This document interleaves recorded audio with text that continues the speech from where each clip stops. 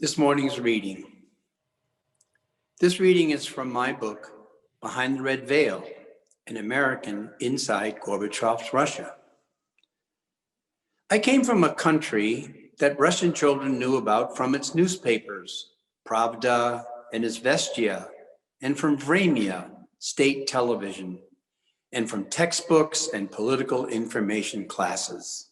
They read about Wall Street, skyscrapers, and about unemployed homeless wrapped in cardboard lying on grates in the winter's cold. There was no middle ground. I saw myself as that middle ground, a bridge where they could discover about America from an American who listened to them. They could digest his words for themselves. They had to chase a curriculum that eluded them, that was impossible to master. They had to retell one lesson after another, with no time for speculation. And in nearly all those lessons, they had to stand to speak, which left no opportunity for conversation. I offered relief from that tediousness. Good morning. I am so pleased to be here. Well, on Zoom anyway. And after this week's most tragic events, I want to step away and share with you my relationship and love with people from another culture, in this case, Russians. While I was there more than 30 years ago, I believe we can learn much from my experiences. I came to the USSR in its last days, first as a tourist in October 1985, the year Mikhail Gorbachev became General Secretary of the Communist Party, or in our understanding, President of the USSR. That trip was the first of 8 from 1985 to 1994, and nearly a year of my life in which I sought to know the Russian people. I taught English in 4 schools in 3 cities. And in 1986 and 1987, I was selected as a US-Soviet exchange teacher in Leningrad, and I bonded on my own with another school in Moscow. In July of 1990, unexpectedly, I served as a counselor for high school students from the United States. We participated in an international pioneer camp in Almaty, Kazakhstan, right next to the border of China. We were together with Soviets and with Japanese. During the time at the camp, I proposed to come back to Almaty and teach in one of its schools. The following January through April, I succeeded teaching there my 4th Soviet school. My last trip headed into the new Russia in July 1994, 3 years after the fall of communism. I went to Yekaterinburg, Siberia. I led a seminar for teachers who would be coming to America. I had hoped to return to St. Petersburg this past spring, but alas, COVID intervened. I came to the Soviet Union to be with Russians, not to brag about my country, not to proselytize, not to judge, but to be with them. I intended to be myself, hoping the Russians would be themselves. I wanted to stand on common ground, commingling in respect with one another, where we would listen and learn from each other, and perhaps come to love one another. I discovered at the center of my efforts lay 3 Unitarian Universalist principles.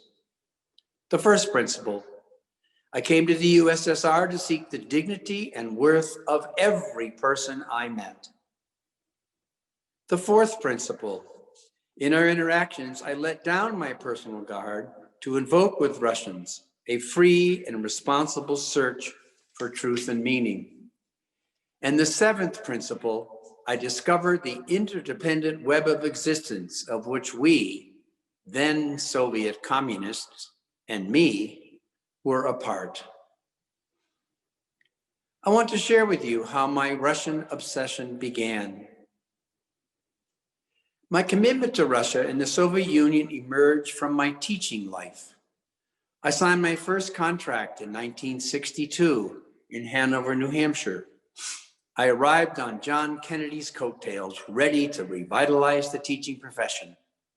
By the grace of God, or whoever had anything to say about it, I was fortunate to meet my first department head, mentor, and friend, Delmar Goodwin. He asked me in the spring of my first year to move from the 9th grade in the high school to the 8th grade in the junior high to teach about Marx, Russia, and the communist Soviet Union. Make Marx and the Soviets real, he said to me. Be honest about who they are. Don't teach that socialism and communism are evil. Have the kids come to acknowledge these ways of life. Millions of people throughout the world do. Delmar's charge opened my obsession with all things Russian. Setting the stage with my 8th graders, I darkened my classroom, pulled down the shades, and turned off half the lights, making the room feel like an inner sanctum. My unsuspecting students stepped in and hesitantly pondered the change. Why is this room dark? They may well have asked. Is Mr. Thoms about to do something strange? For 2 months, I practically proselytized Marxist socialism and Soviet communism. For the next 20 years, I returned often to Marx and the Soviets, each decade a different approach, always aiming for them to internalize these ideologies and understand their legitimacy. As far as I know, none of these students has become a communist. Many have said, however, years later, that I taught them how to think. I couldn't have asked for a better tribute. After Mikhail Gorbachev arrived in 1985, the USSR and the US began to have many cultural exchanges. Visiting Soviets even came to my classroom. I decided now it was my turn to travel behind the Iron Curtain, to meet Russian people, to meet real Russians, living behind what I would later call the Red Veil, the face of communism that the Soviet Communist Party projected onto its citizens, onto foreign visitors, and onto the world at large. And I wanted to penetrate the outer layer of the matryoshka, Russian souvenir nesting dolls, to find the inner layers of Russian life, not shown to the average tourist. In October 1985, I signed on for a 2-week tour to Leningrad, Kiev, and Moscow, which had been arranged through Intourist, the official Soviet travel agency. But I was determined to escape Intourist's cocoon and see what I would not be allowed to see, to go behind the Red Veil, to find my way inside the Soviet matryoshka. So, what did I learn about the Russian people? And what does my telling you about people I met more than 30 years ago have to say about any of us today? You'll have to decide for yourself as I share these recollections of that extraordinary time and of the extraordinary Russian people I met. Let's begin at the beginning, October 1985, my first contact with a Russian on Russian soil. Within 20 minutes of our arrival at Leningrad's International Airport, an attractive woman with flailing wild curls and 2 beautiful children by her side stepped in front of me. Before we departed, after having a fractured conversation in Russian and English, she handed me a crinkled scrap of brown paper with her name, Natasha, and her telephone number. On Sunday, 2 days later, After a lunch of a delicious pea salad with borscht, being inside her disheveled but cozy flat, I was having a glimpse of an inner layer of the Matryoshka. We formed a friendship, which we rekindled whenever I returned to Leningrad. The day before lunch with Natasha, you won't believe this story, it was Saturday. I had slipped away from the tour's scheduled visit to a Russian monastery. I walked to the Nevsky Prospect, the Broadway of Leningrad. I was intending to find 2 Dartmouth students to give them gifts, little mini teddy bears, from their friends at home. While I'm on the street with my big camera bag looking around, I spied 2 men coming towards me. I was already worried because I was warned from my guide not to deal with people, probably black marketers like them. Anyway, I told them to deflect them. I told them the story about wanting to find the girls. And they said, we are going to be meeting those girls tonight. Oh, right, I said to myself. Nina, our babushka leader, really, I remembered, had warned us about such things.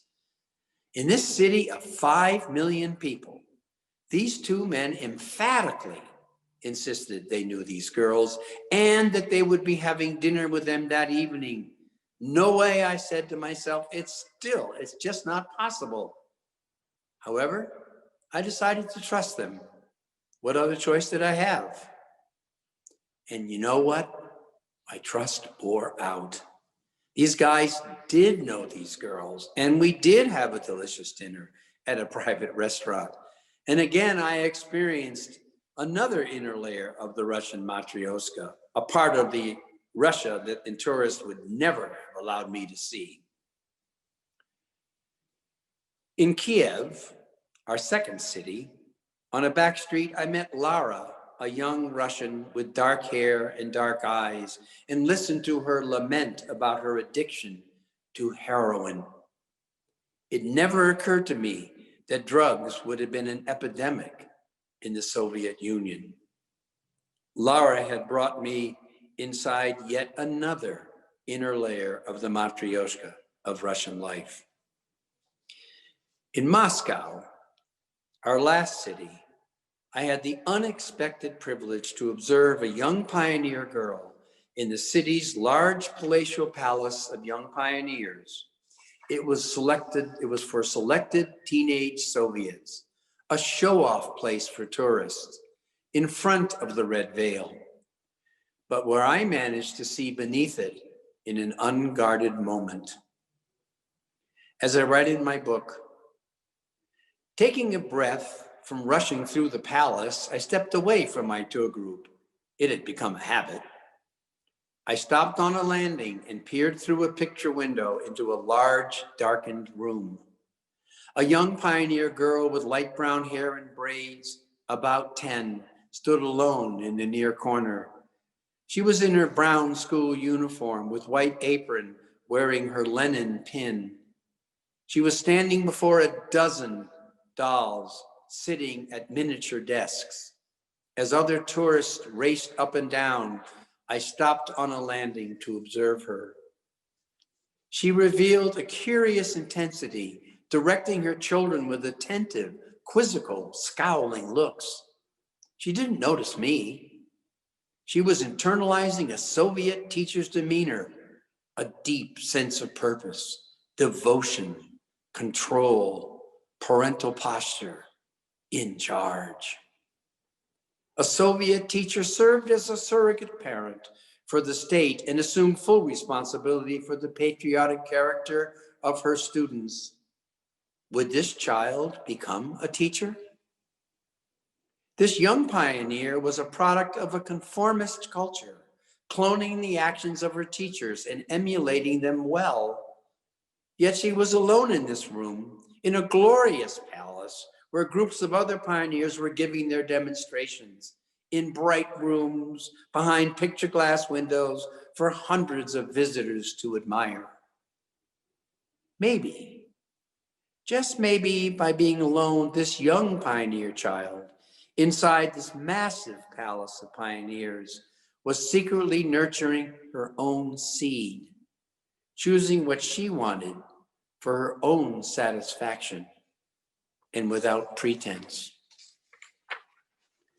I could tell you countless stories of my time with Russians, but to whet your appetite, I invite you to step behind the red veil with me and listen to some of the voices of the Russian people whom I befriended.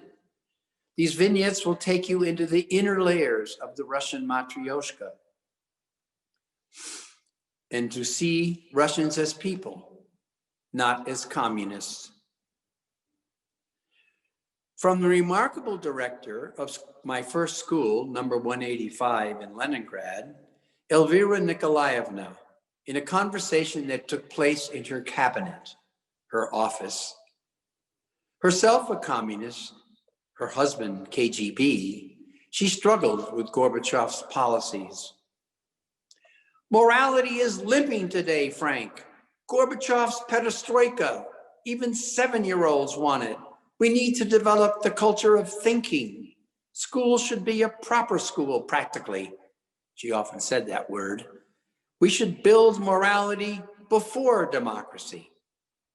She continued her rant. Demonstrations, such glasnost actions are against teachers and workers. We got the crazy idea from the West and we adopt it like it is tacked on. It is better for people to work than to protest. They are just lazy. Elvira spoke openly with me, this time about Gorbachev's reforms, perestroika, his government and economic policies, and glasnost, openness.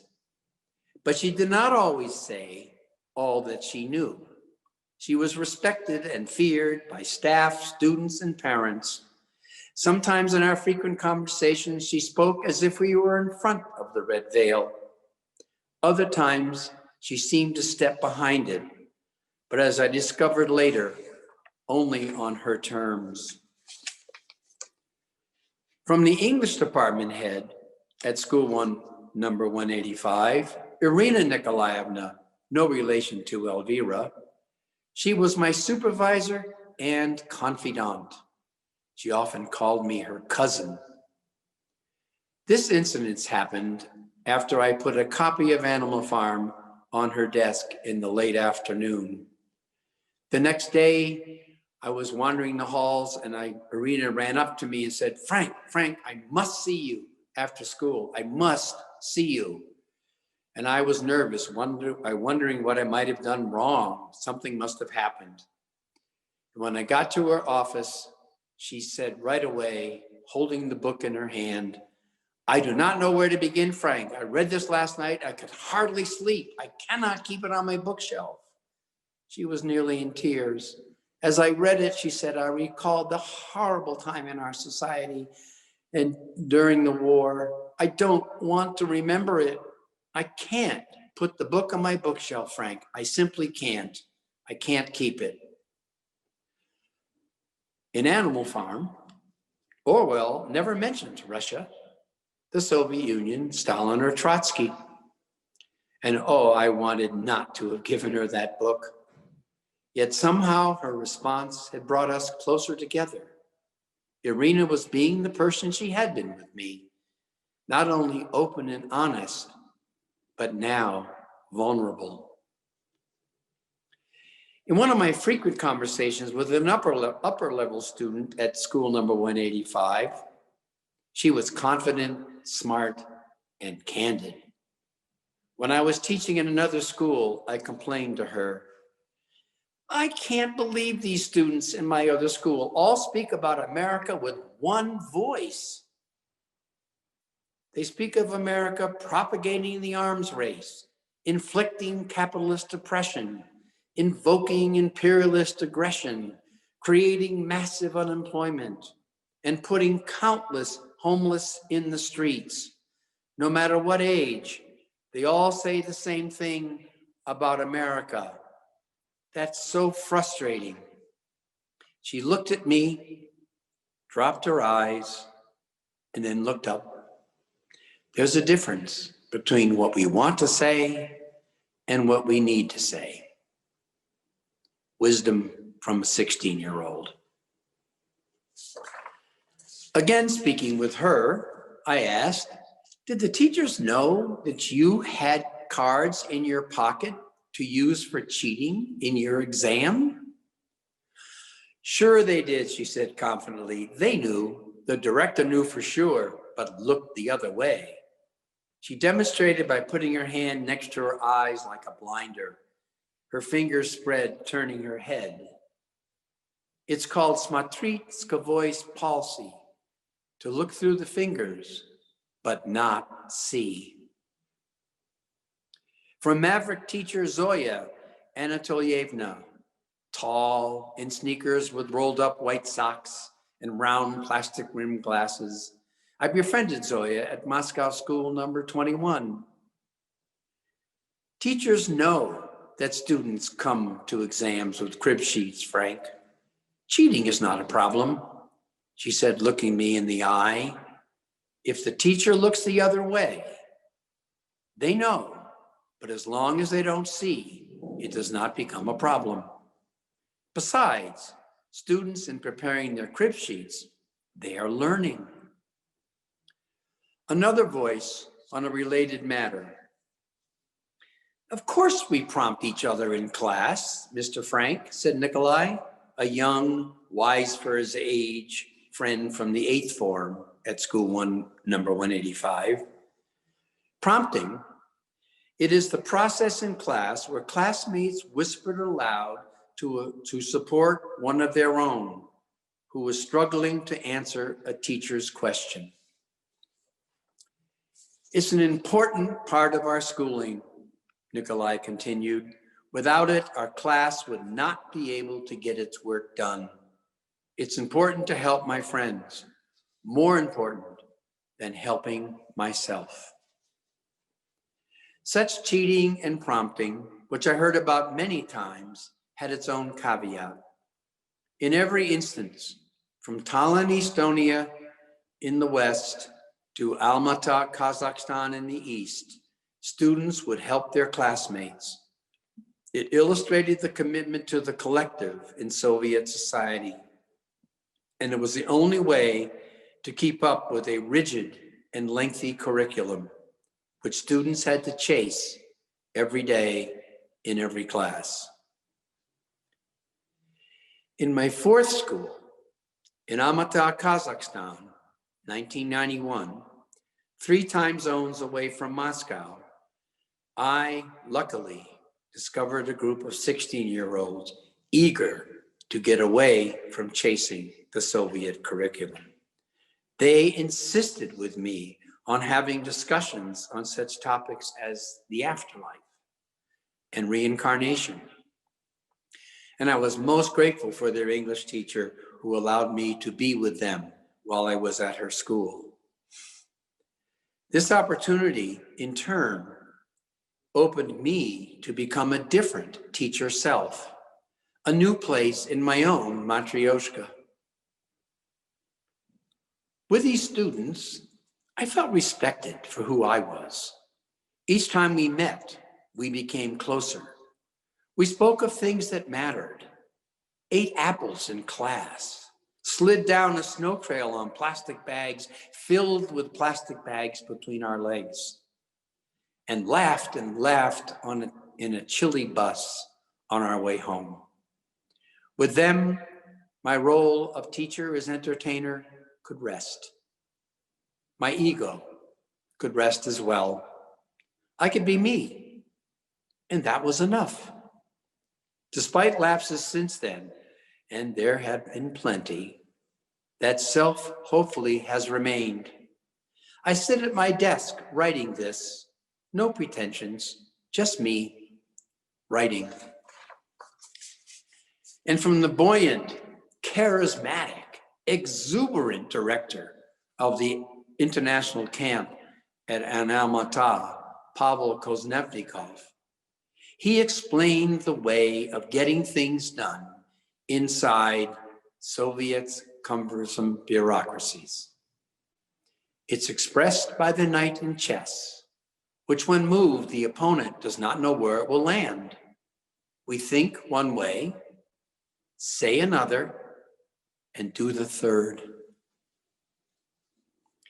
In October 1988, in my conversation with feisty, sharp, yet gentle English language teacher Christy Tarand at Tallinn's Estonia School number 7, she lowered her eyes and commiserated. There's a very bad need for learning, Frank. And now when an organ of man is not used to it, it atrophies, she said wearily. This has happened to the brain. When everybody says what you must do next, your brain doesn't work when suddenly you have to decide for yourself. We are so used to doing things we are told. We need to start putting our brains to work. But it is very hard for teachers, not because we are afraid or pessimistic, but because we do not have enough information, not enough knowledge. We do not know. We do not know. What happens when the dignity and worth of individuals are sacrificed for the powers that be? Christy understood this. Her words portended the return of state television under Putin, a one point of view information sharing, again ensuring the brain would atrophy. Without multiple sources, without encouragement to think, Russians are again being lured to be mouthpieces for the state. And if I may, Christie's words point to present-day America, with the plethora of disinformation, of soundbite broadcasting, for example, Fox and Breitbart News, and the dark web, and smartphones that skim unprocessed information from phone to phone, like pebbles skipping across a stream. What are people retaining? What are our children learning to develop their long-term memories necessary for critical thinking? What information will people have to be able to make informed decisions? These questions linger. And finally, a most prescient insight also arrived in October 1988 from teacher Raisa Vladimirovna of school number 185. It was our last conversation when she shared with me her views about the Soviet Union under Stalin. Here is an excerpt. You know, Frank, you can do whatever you want with people everywhere. That's the most tragic thing. You can turn people into a crowd, then into a herd, and lead them wherever you want. It can happen in any country, in yours as well, unfortunately. You know, it is like wishful thinking. When you don't want to see, you don't see. When you don't want to know, you don't know. To reiterate Raisa's wisdom, when you don't want to see, you don't see. And when you don't want to know, you don't know. Little did I realize at the time how prescient Raisa's words were. Raisa Vladimirovna was beyond remarkable. She chastised her students, but loved them deeply. Single, she took in troubled children. She was beloved. I was fortunate to have her as a very, very dear friend. Unfortunately, Raisa has since died. Well, I have shared with you my love and appreciation of Russians. We've stepped behind the red veil together into inner layers of the matryoshkas of these Russians, and briefly of my own matryoshka, an American teacher and seeker who lived among them. Together, we reveled in a shared search for truth and meaning and a recognition of the interdependent web of which we were a part. My relationships with Russians had become unwritten contracts in which each of us trusted the other to speak honestly in our encounters. And the more I came to know them, the more I fell in love with them. I have taken responsibility to speak with you compassionately because they opened their hearts and minds countless times in countless circumstances, and they opened mine. Let's all join together in singing this wonderful UU hymn, We Would Be One, to the familiar tune of Finlandia by Sibelius. I hope you have taken away an understanding that the world's peoples are part of one family. To know each other better, we need to push beyond first impressions, to go behind the red veil, so to speak. We need to find bridges where we can come to know one another, respect one another, and find ways to live together as one family. We can then better care for each other. It has been a privilege to have been among you, even at this distance. Thank you.